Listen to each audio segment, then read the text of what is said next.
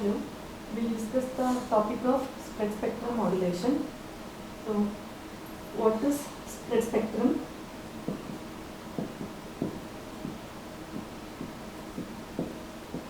As the name itself says, it is spreading the spectrum means increasing the bandwidth. Correct? Spreading the spectrum means increasing the bandwidth.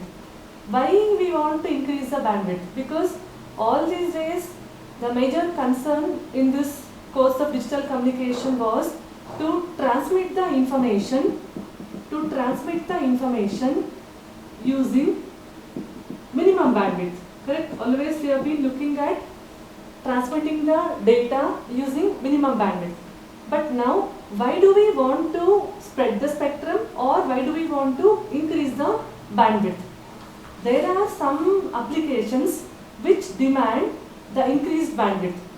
Where exactly we find such applications? Especially the applications are, this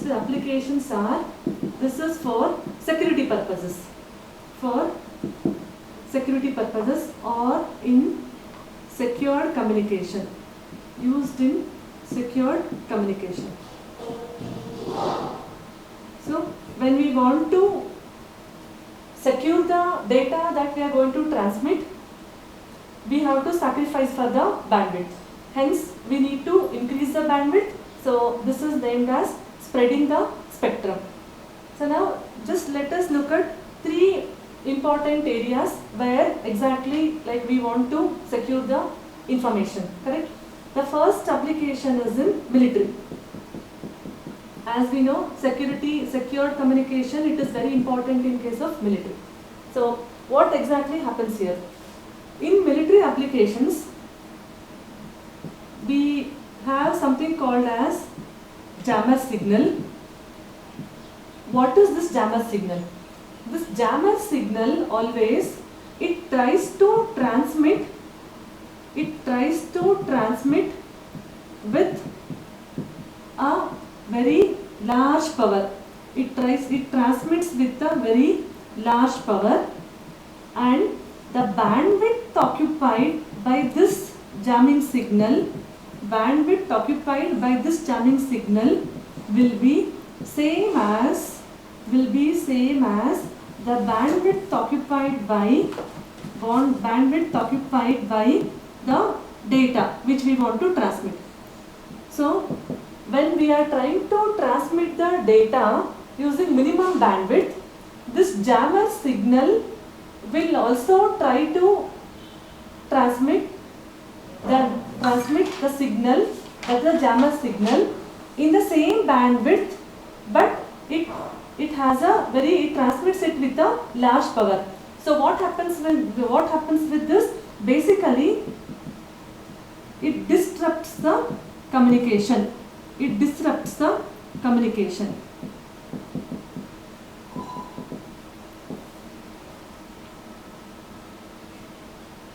So these are called as jammers. So one of the application of spread spectrum modulation is to protect the data. So the application is to protect the data from jamming signal. To protect the data from jamming signal.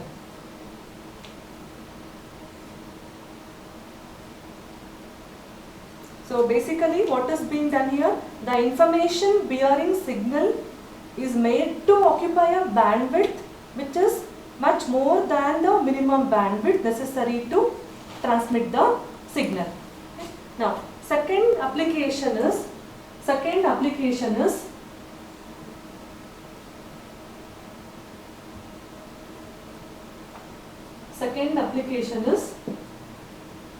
to provide multi-path rejection. What is this multi-path rejection? Especially in case of, particularly in case of wireless communication, wireless communication where the channel is air, when we try to transmit any data, it does not travel only in one path. Instead, it travels in number of paths. It takes a number of paths like this, and when it travels through different paths, it undergoes different effects. For example, this transmitted signal may hit a building or it may hit a tree, and these different signals undergo different effects such as diffraction,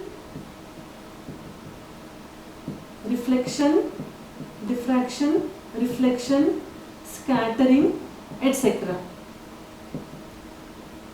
Diffraction, reflection, scattering, etc. So, when the data is being transmitted through a wireless channel, the data does not travel in single path. Instead, it travels in multiple paths where it undergoes different types of effects, and all these signals will be added at the receiver. That means the receiver receives a number of signals, and all these signals will be added in a vector way that results in fading of the signal. So this is called as multipath fading. So basically, we don't want to have this fading. That's why we want to do this multipath rejection. So this spread spectrum modulation technique can be used to provide multipath rejection. Next, third application of spread spectrum modulation technique is it is used in CDMA. What is CDMA? CDMA stands for code division multiple access. Code division multiple access, in short CDMA. So what is the meaning of multiple access? Sharing a common channel. That means a number of independent users will be sharing a common channel. So what exactly is different, or how different users use the same channel in case of CDMA? Basically, in case of CDMA, each user will be assigned a unique code. Each user will be assigned a unique code, and using that code, each user can transmit his data over the available channel. So this is about so here also we will be using the spread spectrum technique. So once we have understood different applications of spread spectrum technique, now let us see some basics which we need to understand before we start with the spread spectrum techniques. All these spread spectrum modulation techniques rely on a code which is called as pseudo random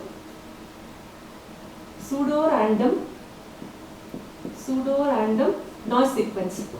Pseudo-random noise sequence, or in short it is called as PN sequence. So before we start with the discussion on spread spectrum techniques, it is very important to understand what is this PN sequence, correct? So let us try to understand what is a PN sequence.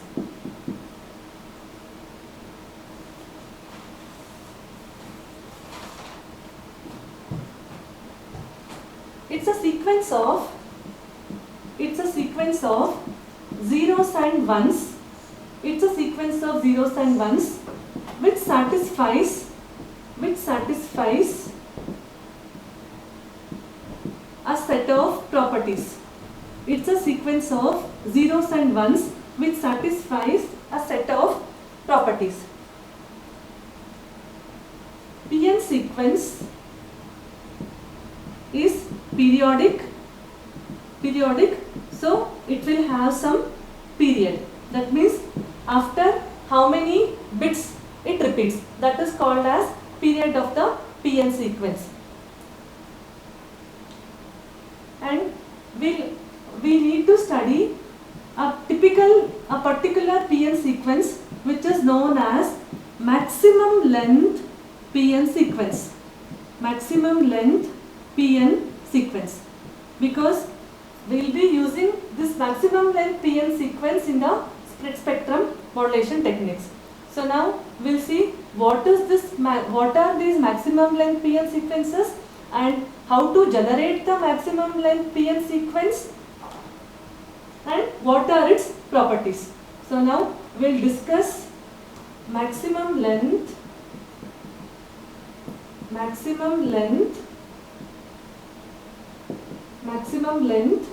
PN sequence.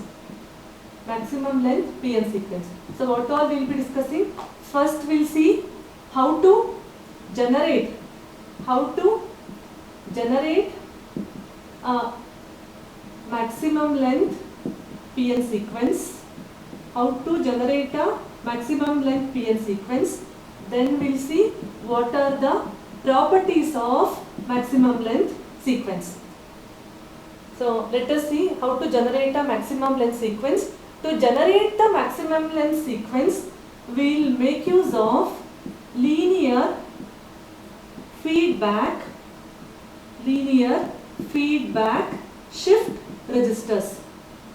Linear feedback shift registers. So we'll start with an example. We'll try to generate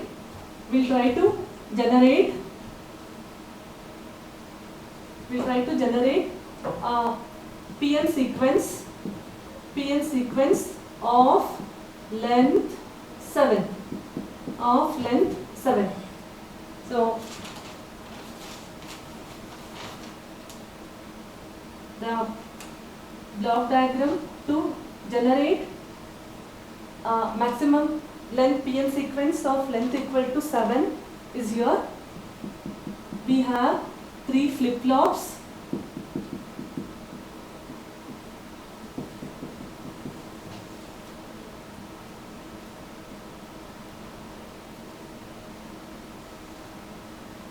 So if I call this as X1, X2, X3, these are like delay elements.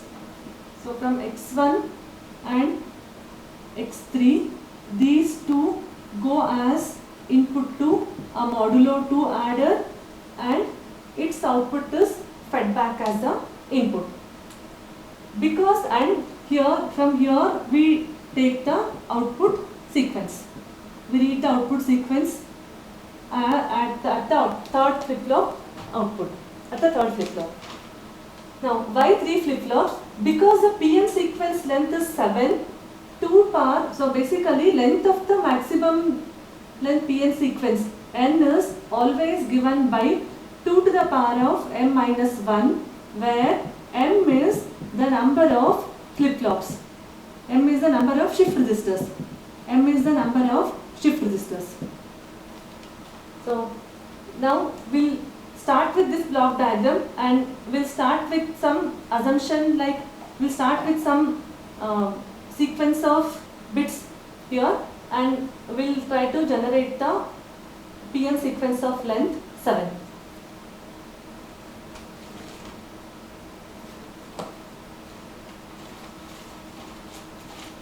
So let's say X1, X2, X3. Let us start with the sequence 1 0 0. That means initially X1 is 1, X2 is 0 and X3 is 0. And always the output of modulo 2 adder is given as input to the first flip-flop. That means for this, next time when the next clock pulse comes, what data appears at X1 will be the modulo 2 addition of X1 and X3, right? And what about the other two, X2, X3? Whatever was there in X1 will be shifted to X2 and get shifted to x3, right? So we have started with the sequence 1 0 0. This 1 appears at x2, 0 appears at x3, and what about this now? At x1 will be having the output of modulo 2 adder. So for a modulo 2 adder, what are the inputs? x1 and x3. 1 0 modulo 2 adder. So we have the answer as 1. Sorry, this was 1. Okay, 1 1 0. So next clock pulse, this one will be shifted here and this one will be shifted here, and 1 XOR 0. That means XOR operation between x1 and x3. 1 XOR 0 will be 1, which comes here. Similarly, continuing in this way, we have 0 1 1, 1 0 1,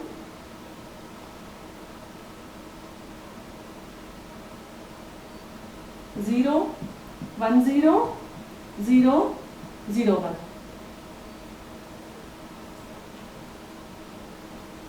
And next one will be 1 0 0. That means it starts repeating from this point onwards. So that means this we have to stop at this, and now you can take the sequence of bits from any flip-flop. We are, according to the block diagram, we are taking it at x3. So now at x3, what is the sequence that we have obtained? 0 0 1 1 1 0 1. This is a length 7 pn sequence. This is a length 7 pn sequence.